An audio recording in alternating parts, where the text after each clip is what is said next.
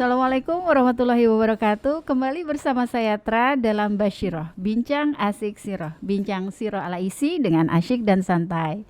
Apa kabar pemirsa pencinta Siroh Indonesia? Alhamdulillah kita bertemu kembali sekarang ya di Basyiroh episode ke-23. Kita akan membicarakan apa-apa yang sudah kita baca di Ibroh episode 19 minggu lalu. Siapa yang belum nonton? Ayo, kalau belum nonton dulu deh, buka playlist ya, cari di situ Ibroh episode 19 dan siapkan bukunya, buku Aram Ar-Rafiqur Maktum ya, disiapkan dan kemudian kita baca bersama ya. Nah setelah itu baru gabung sama kita akan membahas lebih mendalam tentang peristiwa-peristiwa yang terjadi ketika Rasulullah mencari pelindung dakwah setelah paman beliau dan juga istri beliau ya, Bunda Khadijah telah wafat ketika itu ya. Nah, di episode ke-22 kita sudah membicarakan bagaimana Rasulullah berusaha untuk mencari wilayah ya, yang diharapkan dapat menjadi tempat beliau berdakwah, yaitu ke Thaif. Tapi sayangnya beliau tidak mendapatkan sambutan yang baik di sana, bahkan mendapatkan kesedihan ya. Nah, setelah itu apa yang beliau lakukan? Kita akan membahas di sini. Kita akan ngobrol-ngobrol kembali bersama Teh Noi. Assalamualaikum Teh Noi. Waalaikumsalam. Apa kabar? Alhamdulillah. Terima kasih kedatangannya. Sama-sama. Dan Ummu Husen. Assalamualaikum Ummu Husen. Waalaikumsalam Gimana? warahmatullahi wabarakatuh. Sehat? Alhamdulillah Mbak Tre. Lebaran kemarin gimana? Seru. Pulang kampung ya? Enggak. Udah gak punya kamu Mbak Tra. Oh iya, pokoknya dimanapun berada kalau sama keluarga pasti seru insya Allah ya. Oke, alhamdulillah. Jadi hari ini kita akan meneruskan pembicaraan kita ya tentang peristiwa-peristiwa yang terjadi pada Rasulullah ketika beliau menjalankan dakwah Islam. Kita pengen ngobrol-ngobrol lebih mendalam nih Ummu Husen dan Teh Noi tentang peristiwa-peristiwa yang terjadi ya setelah peristiwa Thaif ya, bagaimana Rasulullah itu mencari pelindung dakwah ya. Nah, sebetulnya apa sih maksud dengan pelindung dakwah ini gitu ya? Apakah beliau mencari perlindungan gitu karena paman beliau sudah wafat, jadi ada kemungkinan ancaman-ancaman terhadap pribadi beliau yang makin keras gitu? Apa seperti itu atau gimana? Apa yang dimaksud dengan pelindung dakwah ini sebetulnya? Jadi begini Bu Tra, seperti kita ketahui di Mekah itu keadaannya udah nggak kondusif ya. Betul. Dan ketika Rasulullah mencoba di Thaif juga beliau mendapatkan penolakan. Otomatis bagaimana nih? Ibaratnya udah dua jalan dakwah nih tertutup. Nah Rasulullah mencari jalan yang lain, alternatif jalan lainnya itu dengan mencari perlindungan dari kabilah-kabilah. Karena ini terjadi pada tahun 10 kenabian. Bersamaan dengan akan datangnya musim haji. Oh iya, oke. Dia musim haji ini otomatis kabilah-kabilah datang. Nah, itu suatu kesempatan ya. Dan itu Rasulullah gunakan kesempatan baik ini untuk mendakwahi kabilah-kabilah yang datang, baik secara melalui kabilah ataupun secara perorangan. Tapi makna dari perlindungan dakwah itu sendiri apa itu? Ya, maksudnya gitu. Jadi kaitannya dengan tadi disampaikan bahwa bertemu dengan kabilah-kabilah yang lain, itu kaitannya apa? Gimana? Ya sebenarnya bukan berarti Rasulullah itu mencari perlindungan untuk melindungi keselamatan dirinya ya. Oke. Tapi bagaimana nih agar dakwah ini berjalan dengan lancar gitu kan? Memang sudah sangat urgen sekali karena intimidasi dari kaum kafir Quraisy itu nggak berhenti, malah semakin masif ya. Nah dengan intimidasi seperti ini kan dakwah jadi terhambat seperti itu. Nah diperlukanlah perlindungan dari kabilah-kabilah yang terutama kabilah-kabilah yang memiliki kekuasaan ya, yang memiliki kekuasaan yang besar, kuat seperti itu. Dengan adanya kabilah-kabilah ini kan dimiliki perlindungan, mereka mau berkorban untuk melindungi dakwah Rasulullah, bukan cuma hanya Rasulullah. Nah itu kan diperlukan usaha yang lebih intens lagi seperti itu. Okay, baik. Jadi boleh ya saya menyimpulkan gitu bahwa ini bukan, kayaknya Rasulullah udah pada step berikutnya ya. Jadi bukan hanya syiar agama Islam gitu kan, untuk menyampaikan apa sih agama Islam itu sebenarnya apa, gitu ya. tapi juga beliau sudah satu step lebih lanjut adalah bagaimana agar dakwah ini terjaga dan terus berkembang. Dan itu kan nggak bisa hanya 1-2 orang gitu, tapi harus dikerjakan bersama-sama, mungkin berbagai satu kabilah istilahnya gitu. Jadi biar dakwah Rasul lebih kuat. Dan selain itu juga mungkin kalau nggak salah juga kalau yang namanya dakwah itu harus kondisinya tuh yang kondisi aman, kondusif dan aman. Jadi sebenarnya mungkin bisa saya tambahkan ya. Jadi Rasulullah itu kan berdakwah by data, survei. Jadi Rasulullah tuh merasa di Mekah itu sudah tidak kondusif lagi sebagai basic dakwah. Makanya beliau mencoba mencari alternatif tempat lain. Makanya beliau dalam dakwah itu bukan hanya memperkenalkan Islam, tapi juga minta perlindungan, minta pembelaan, minta loyalitas dari kabilah itu sendiri gitu ya. Pengorbanan, minta pengorbanan. Gitu. Jadi beliau tuh akan memindahkan basic dakwahnya dari Mekah ke tempat yang baru itu. Bayangin Mbak Tra, apa nggak berat? Kita mengajak orang untuk menerima Islam aja itu tidak mudah Gak ya. gampang ya. Ini menawarkan Islam, gitu ya. suruh melindungi, berkorban, Masya Allah. membela gitu. Berarti ya ini ya tuntutan istilahnya, kalau boleh pakai tanda kutip levelnya ya, naik tuntutan gitu Rasulullah itu menjadi ada gitu. Kalau tadinya kan hanya mengajak ya, tapi ini juga ada kebutuhan lain nih dalam rangka, mungkin bukan tuntutan, seperti mengajak, yuk kita sama-sama berdakwah gitu ya. Masya Allah. Terus gimana tuh prosesnya ketika Rasulullah mendatangi kabilah-kabilah itu? Oh, jadi Rasulullah itu memanfaatkan musim haji untuk berdakwah. Beliau juga menggunakan strategi karena kaum Quraisy itu kan selalu menghadang dakwah beliau. Jadi beliau itu mendatangi kabilah-kabilah itu pada malam hari, dari pintu ke pintu, proaktif gitu, supaya bisa berbincang lebih enak lah gitu kan, tanpa dihadang, tanpa ada propaganda dari kaum Jahal ya, terutama Quraisy itu kan. Nah, beliau itu mendatangi kabilah-kabilah yang besar. Jadi beliau juga berdasarkan survei juga, kabilah mana nih yang cukup kuat untuk bisa menjadi pelindung dakwah beliau. Dan tak lupa juga dalam berdakwah beliau mengajak Abu Bakar. Biasanya sih Abu Bakar dan Ali. Kalau Abu Bakar itu sebagai pemuka kaum yang juga beliau itu ahli sosiolog ya. Jadi dan ahli nasab. Ya, beliau itu paham tentang sejarah tentang orang-orang Arab gitu, nasabnya siapa aja gitu. Benar gitu. Dan kalau Ali itu kan dari keluarga, ketika ada komitmen ada atau perjanjian kan emang diperlukan kerabat ya. Jadi menunjukkan bahwa Rasulullah tuh nggak sendirian gitu. Iya, ada yang menemani, ada kerabatnya, ada pembelanya juga gitu iya. loh. Nah, ceritain dong gimana itu cara pendekatan mereka kepada masing-masing kabilah itu. Apakah mereka punya cara-cara diplomasi tersendiri gitu ketika mendekati kabilah-kabilah ini? Jadi Abu Bakar ya yang berperan. Selain dia ahli nasab itu kan itu modal untuk berdiplomasi yang sangat bagus ya. Jadi Abu Bakar tuh mendampingi Rasulullah datang ke suatu kabilah lalu bertanya, bagaimana kalian berperang? Jadi detail seperti itu. Ya karena beliau ahli nasab, jadi ketika melakukan pendekatan awalnya pembukaannya seolah-olah dia tahu gitu. Jadi kayaknya langsung diterima akrab dengan gitu enak ya. gitu dengan kabilah itu, enggak ujuk-ujuk langsung berdakwah minta ini, enggak gitu. Seperti itu. Jadi mereka juga artinya gini, walaupun itu kan di zaman jahiliyah, ya Islam sudah mulai masuk ya, udah masuk lah, bukan udah mulai masuk, Islam sudah masuk, tapi kan baru 10 kenabian ya, tahun 10 kenabian.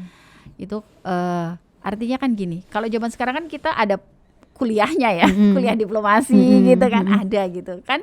Tapi kan Rasulullah dan Abu Bakar Asyidi kan tidak sekolah itu gitu, tapi mereka sudah memiliki strategi itu seperti gitu itu. ya, Masya Allah ya. Terlebih lagi memang Abu Bakar memiliki kemampuan mumpuni ya dalam Iya. hal nasab ya. Itu kan Ahli nasab. ibaratnya kalau misalnya kita ngobrol kayak kenal si A, oh kan ngobrolnya Kamu makin keturunan- enak nih gitu nenek kan. moyangnya ini ya, neneknya ini ya gitu. Papa Dan- kamu ini ya, dia udah tahu. Dan gitu. orang yang diajak ngomong itu kan merasa terhormat ya. Iya. Oh kok tahu? Kamu tahu gitu ya. Masya Allah. Nah dengan cara yang seperti itu, jadi mereka ini banyak tuh yang menerima dakwah Rasulullah. Kalau dari kabilah belum ada yang menerima sih saat itu ya. Hmm. Tapi dari Bani Saiban dengan tegas sebenarnya mereka itu bisa menerima apa yang disampaikan Kebenaran Rasulullah dari gitu, ajaran kebenaran ya Rasulullah gitu ya. Kebenaran Islamnya itu mereka terima. sebenarnya ya, karena Bukan menolak ajarannya gitu iya, ya. karena Bani Saiban ini kan emang orangnya itu baik-baik. Jadi menolaknya Hanif. pun dengan santun, jadi tidak dengan kasar gitu. Tapi mereka itu kan wilayahnya itu kan dekat dengan Persia dan ada perjanjian sendiri dengan Persia karena kan mereka mendapatkan airnya itu dari sungai yang mengalir dari Persia itu. Nah, otomatis kalau Bani Saiban ini menerima dakwah Rasulullah, otomatis dan berjanji untuk menjadi pelindung melindungi. dakwahnya gitu ya. otomatis kan Persia ini Nggak terima nggak ya. suka dong sama ya. Islam ya.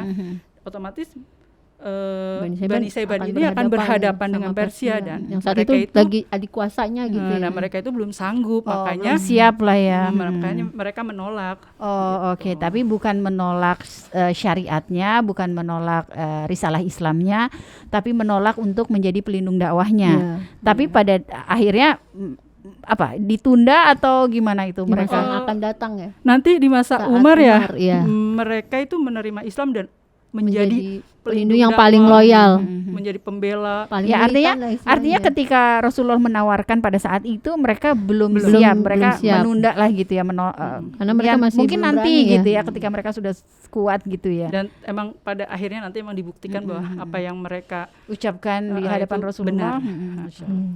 Terus kalau bani-bani yang lain gimana? Ada salah satunya Bani Amir ya. Bani Amir ini menolak karena dia minta kompensasi gitu. Istilahnya minta syarat.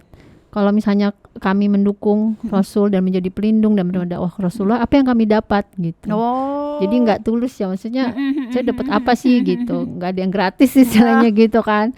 Nah Rasulullah ya dengan jujur menjawab, ya saya tidak akan memberikan apa yang kamu mau, yaitu kekuasaan, karena yang memberikan kekuasaan itu kan Allah bagi Iya. orang-orang yang dikehendaki Allah ya, yang Iya. bertakwa dan lain sebagainya gitu.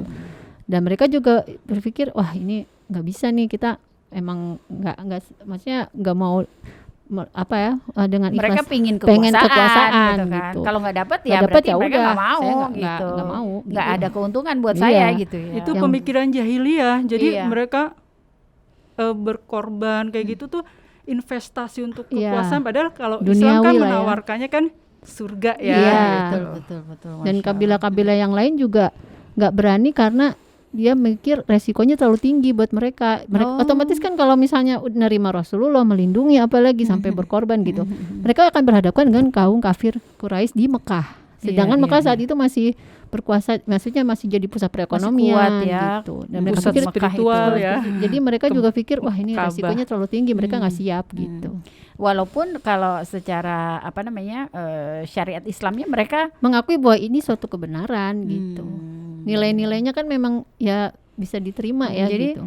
jadi belum berhasil lah Rasulullah untuk mendapatkan pelindung dakwah dari kabilah-kabilah yang awal-awal beliau datangi gitu. Iya. Tapi kalau dari penerimaan Islamnya, kita baca juga kan kemarin waktu di Ibroh gitu ada beberapa pribadi-pribadi Perorangan, yang pada saat yang itu menerima. pada saat itu juga ketika Rasulullah berkeliling Iya. itu di musim haji itu yang menerima Menerima. Islam ya.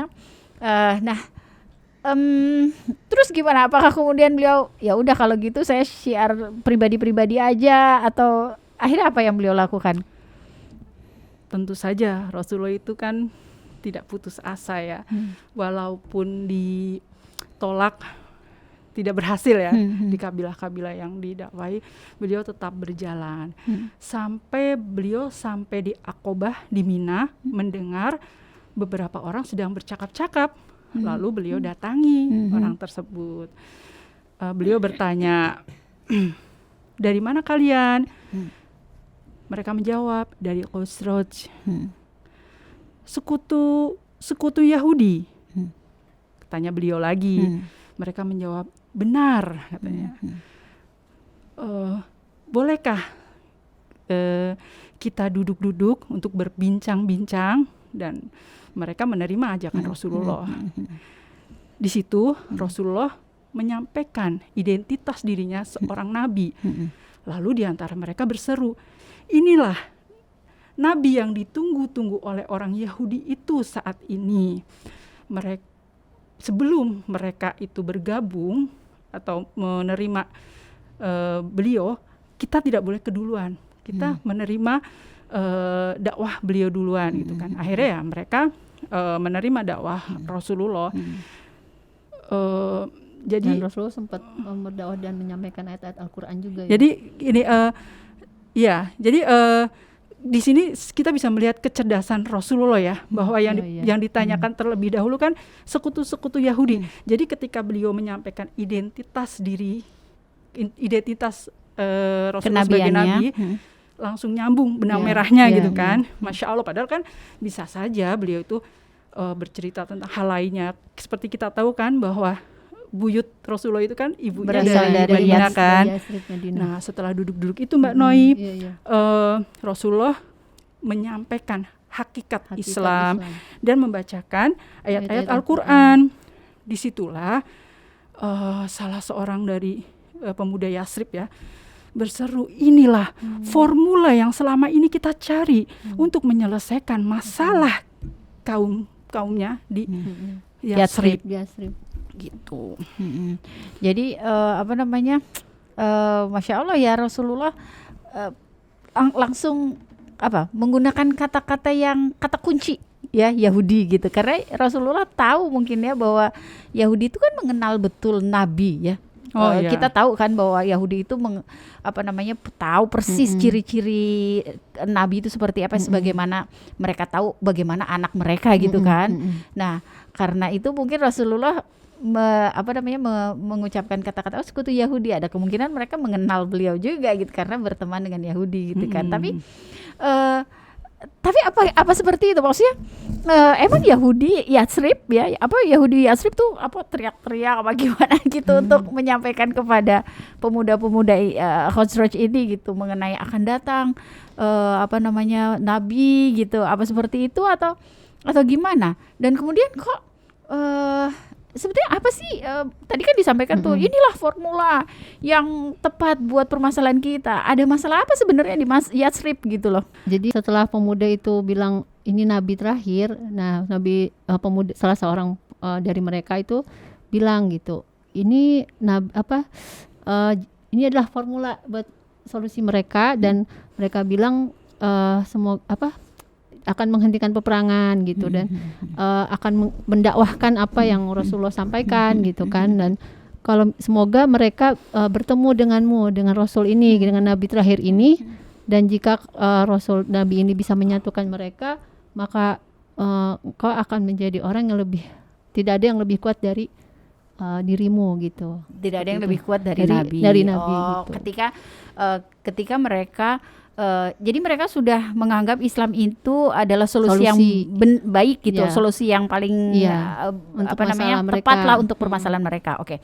Nah, sebelum kita masuk ke situ ya, jadi sebenarnya mereka punya masalah apa gitu? Jadi di Yasrib ini kan ada dua suku besar ya, yaitu Aus dan Khosroj. Tapi Khosroj lebih besar daripada Aus. Oke. Nah, karena di Yasrib ini tidak ada kepemimpinan, otomatis mereka berebut kekuasaan, dan itu sudah terjadi bertahun-tahun. Dan ditambah dengan Yahudi ini walaupun disebutnya sekutu, tapi dia juga punya agenda pribadi gitu loh. Selain dia juga minoritas, kalah perang, tapi dia pengen eksis dan ingin berkuasa juga gitu. Dan bagaimana caranya ya? Kadang dia juga memprovokasi. Gimana caranya? Ya itu biar terpecah belah. Kan kalau mereka bersatu otomatis Yahudi lawannya berat dong gitu. Nah, kalau berpecah belah kan gimana? Nah, selain itu Yahudi juga sesumbar gitu loh. Bahwa nanti bakal ada nabi terakhir yang mereka anggap bakal datang dari Bani Israel, dari kaum mereka, dan Yahudi ini gabung nih sama nabi terakhir dan bersiap melawan Aus dan Khazraj seperti itu. Ya istilah itu ancaman juga kan ya buat Aus dan Khazraj gitu. Oh ya, jadi pemuda-pemuda ini memang sudah sering mendengar dari Yahudi ya, ketika Makanya, mereka mengucapkan ancaman ya kepada tadi mereka. relate sama cerita, ayo kita masuk duluan sebelum Sebelum itu orang tadi. Yahudi Jadi kan masuk duluan.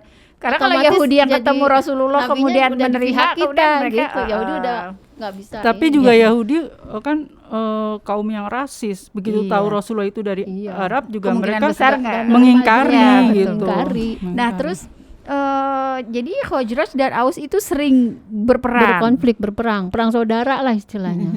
Dan yang itu ya yang akibatnya ya pemudanya juga nggak mau ya, maksudnya jenuh lah dengan keadaan mereka seperti itu gitu loh. Kalau nggak salah ada perang yang paling apa tuh? Paling akhir. Paling dahsyat. dahsyat ya di antara kedua kaum ini ya, yang membuat mereka itu akhirnya betul-betul berusaha untuk mencari Iya, solusi. solusi gimana sih? Perang biar- Bu'ats. Perang Bu'ats ya, Perang Bu'ats itu yang kemudian banyak menewaskan tokoh-tokoh Tuanya. dari kedua pihak ya, Iya. dari tokoh-tokoh tua dari kedua pihak ya. Dan makanya sekarang boleh dibilang gitu bahwa kaum muda lah yang memegang peranan ya gitu. Nah, kemudian ini bukan sih yang Bunda Aisyah yang mengatakan bahwa perang Bu'ats Bu'ats itu adalah anugerah bagi Rasulullah gitu kan, karena perang Bu'ats itu para pemuda ini udah apa ya istilahnya, mungkin udah capek gitu kan, ingin pembaruan gitu, ketemu Rasulullah, maka Rasulullah akhirnya bisa mendapatkan dukungan dari pemuda-pemuda yang penuh harapan sebetulnya ya, mengharapkan Pemuda-pemuda bahwa cerdas. Pemuda-pemuda cerdas ya, karena hanya orang begitu cerdas yang mendukung Rasul. Iya. hanya mudah menerima Menerima. apa yang disampaikan Rasulullah. Itu kan cepet banget tuh Iya, berarti kan, cepet. langsung Yakin. dihubung-hubungkan apa yang Rasulullah ngomong, langsung Iya. dihubungkan gitu. Makanya cepet klop, itu memang Iya. udah takdir yang memang Itu kan luar biasa. skenario Allah banget ya Iya. gitu, bukan sesuatu yang mudah setelah beliau begitu sulitnya di Taif, begitu sulitnya mempengaruhi ketua-ketua kabilah yang lain tadi gitu, begitu ketemu berapa orang tadi? 6. 6 orang pemuda Yatsrib, ternyata Khazraj. begitu lancarnya. Masya Allah. Apa nih Ibroh yang bisa kita tarik di sini? Ibrohnya kalau saya gini, Rasulullah itu kan sangat berharap Taif itu menjadi wilayah baru untuk basis dakwahnya. Namun ternyata kan ditolak gitu kan.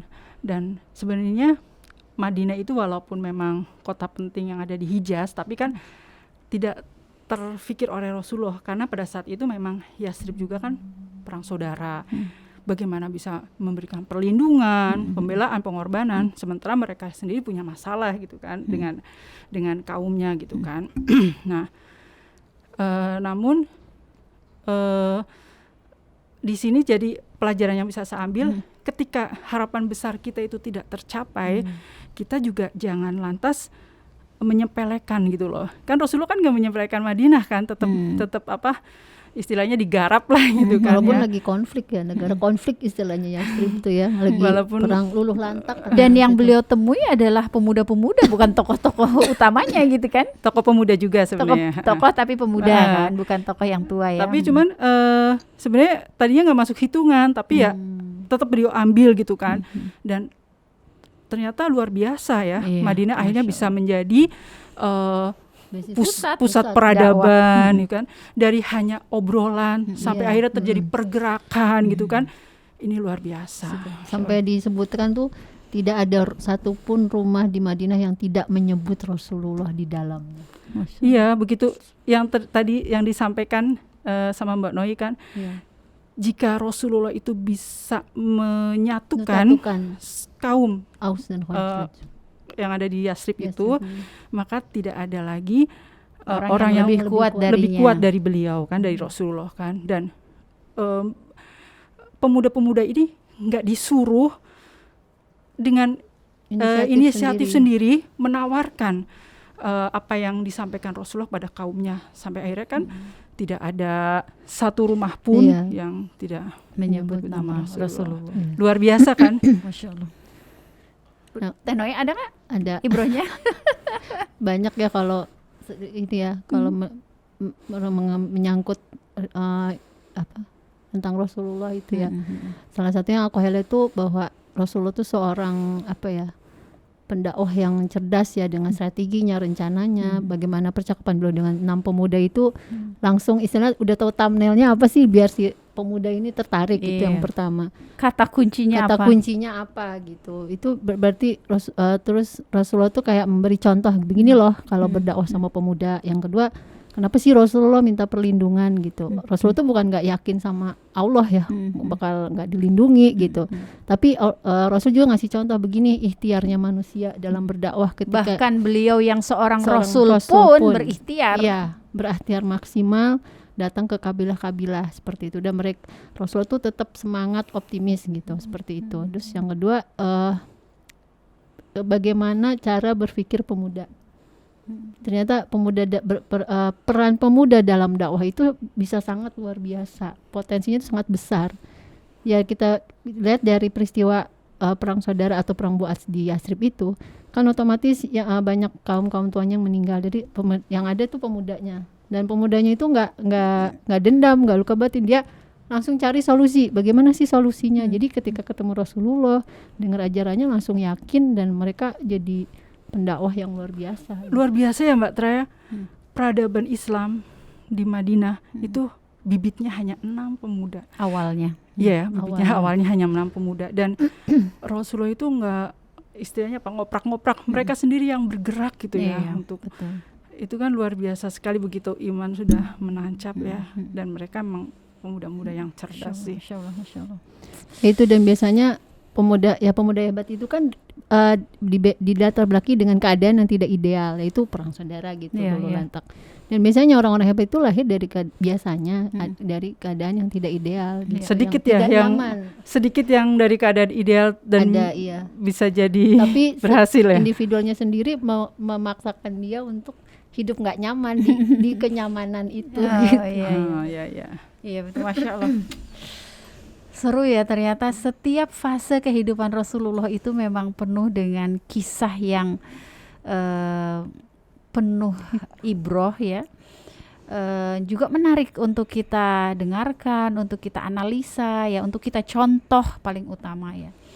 Nah kalau kita bisa katakan yang pertama ya, betul bahwa jika satu pintu tertutup, masih banyak pintu lain yang terbuka. Insya Allah. Jadi jangan mudah putus asa. Jadi ketika di Mekah beliau ditolak, bahkan dijadikan target pembunuhan gitu kan. Beliau ke Taif. Ketika di Taif ditutup juga, beliau dijadiin target bulan-bulanan. Beliau mendatangi, tetap bergerak mendatangi kabilah-kabilah yang sedang berhaji saat itu.